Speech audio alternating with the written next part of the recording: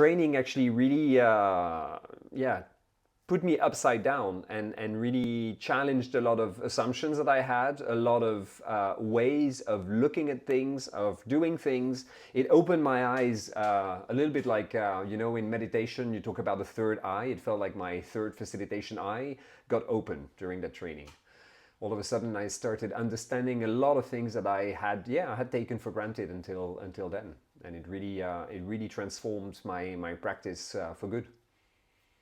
Okay, can you give an example of one of the things that changed? So there's actually a lot of examples. Maybe let me think.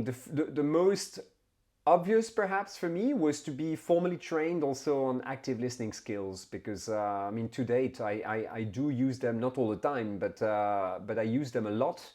And I remember that actually in the training when I did that practice, that first practice on active listening skills, I was paired up with the partner of the lead trainer. And she told me after having done that segment where I was supposed to use my active listening skills, she said, "You didn't paraphrase me just not even once." And it was like, wow. So it was really something that was not in my DNA somehow, or had not in my practice. And so yeah, I learned to paraphrase, to draw people out, to mirror them, to track them, to balance them, to make space for quiet people. So a lot of different things that are covered in the training course.